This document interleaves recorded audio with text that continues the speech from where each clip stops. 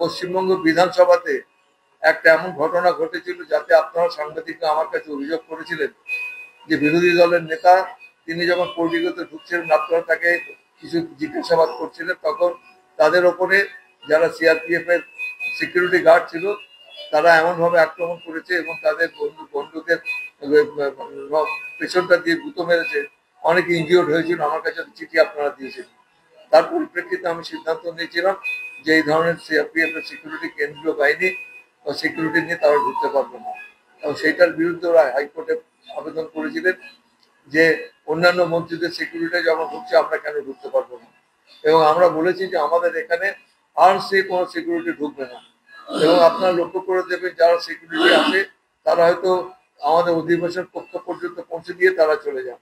এবং হাইকোর্টের যে অর্ডার রয়েছে তার মান্যতা দিয়ে আমি সমস্ত মন্ত্রিসভার সদস্য সব বিধায়কদের কাছে আবেদন করেছি আপনারা আপনাদের প্রাইভেট সিকিউরিটি যারা আর্মস নিয়ে ঢুকবে তাদের ঢুকতে দেওয়া হবে না, এবং শুধুমাত্র মুখ্যমন্ত্রীর ক্ষেত্রটা বাদ দিয়ে। মুখ্যমন্ত্রীর সিকিউরিটিটা আমাদের বিধানসভাতে যত গুরুত্বপূর্ণ বাইরেও ততটাই গুরুত্বপূর্ণ, এবং সেই হিসেবে আমার মাননীয় মুখ্যমন্ত্রীর যে সিকিউরিটি রয়েছে তারাই আসবেন, তাদের জন্য এই রেস্ট্রিকশনটা আমি ইম্পোজ করিনি, বাকি অন্যান্য সবার জন্য রেস্ট্রিকশনটা ইম্পোজ করা হয়েছে। যদিও মাননীয় মুখ্যমন্ত্রী কোনোদিনই আর্ম সিকিউরিটি নিয়ে বিধানসভায় আসেননি।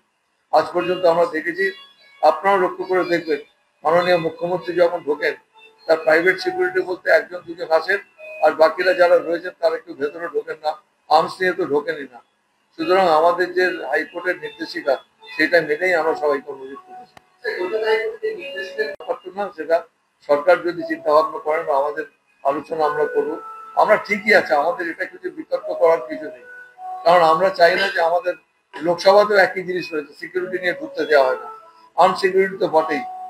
অন্যান্য বিধানসভাতে আমি খবর নিয়ে দেখেছি তারাও একই রুল ফলো করে। আমাদের এখানে অসুবিধা দেখে আছে, বিধায়করা বিধানসভায় আসবেন, তাদের বিজনেস করবেন, তারা পার্টিসিপেট করবেন, তাদের তো কোনো বাধা নিষেধ নেই। কিন্তু সিকিউরিটির ক্ষেত্রটা যেটা আমরা এর আগেও আমরা করেছি যে সিকিউরিটির ক্ষেত্রে আর্মস নিয়ে কেউ ভেতরে ঢুকতে পারবেন না, হাইকোর্ট মহামান্য আদালত অর্ডার দিয়েছেন, আমরা সেই অর্ডারটা পালন করব। মহামান্য আপনারা জানেন যে আমাদের পশ্চিমবঙ্গ বিধানসভাতে একটা এমন ঘটনা ঘটেছিল যাতে আপনারা সাংবাদিকরা আমার কাছে অভিযোগ করেছিলেন যে বিরোধী দলের নেতা তিনি যখন পল্লীগতে ঢুকছিলেন আপনারা তাকে কিছু জিজ্ঞাসাবাদ করছিলেন, তখন তাদের ওপরে যারা সিআরপিএফ এর সিকিউরিটি গার্ড ছিল তারা এমনভাবে আক্রমণ করেছে এবং তাদের বন্দুকের পেছনটা দিয়ে গুঁতো মেরেছে, অনেকে ইনজিওর্ড হয়েছিল। আমার কাছে চিঠি আপনারা দিয়েছেন। তার পরিপ্রেক্ষিতে আমি সিদ্ধান্ত নিয়েছিলাম যে এই ধরনের সিআরপিএফ এর সিকিউরিটি কেন্দ্রীয় বাহিনী বা সিকিউরিটি নিয়ে তারা ঢুকতে পারবে না, এবং সেইটার বিরুদ্ধে ওরা হাইকোর্টে আবেদন করেছিলেন যে অন্যান্য মন্ত্রীদের সিকিউরিটি যখন ঢুকছে আমরা কেন ঢুকতে পারবো না। এবং আমরা বলেছি যে আমাদের এখানে আর্মস দিয়ে কোনো সিকিউরিটি ঢুকবে না, এবং আপনারা লক্ষ্য করে দেবেন যারা সিকিউরিটি আছে তারা হয়তো আমাদের অধিবেশন কক্ষ পর্যন্ত পৌঁছে দিয়ে তারা চলে যান। এবং হাইকোর্টের যে অর্ডার রয়েছে তার মান্যতা দিয়ে আমি সমস্ত মন্ত্রিসভার সদস্য সব বিধায়কদের কাছে আবেদন করেছি আপনারা আপনাদের প্রাইভেট সিকিউরিটি যারা আর্মস নিয়ে ঢুকবে তাদের ঢুকতে দেওয়া হবে না, এবং শুধুমাত্র মুখ্যমন্ত্রীর ক্ষেত্রটা বাদ দিয়ে। মুখ্যমন্ত্রীর সিকিউরিটিটা আমাদের বিধানসভাতে যত গুরুত্বপূর্ণ বাইরেও ততটাই গুরুত্বপূর্ণ, এবং সেই হিসেবে আমার মাননীয় মুখ্যমন্ত্রীর যে সিকিউরিটি রয়েছে তারাই আসবেন, তাদের জন্য এই রেস্ট্রিকশনটা আমি ইম্পোজ করিনি, বাকি অন্যান্য সবার জন্য রেস্ট্রিকশনটা ইম্পোজ করা হয়েছে। যদিও মাননীয় মুখ্যমন্ত্রী কোনোদিনই আর্ম সিকিউরিটি নিয়ে বিধানসভায় আসেননি।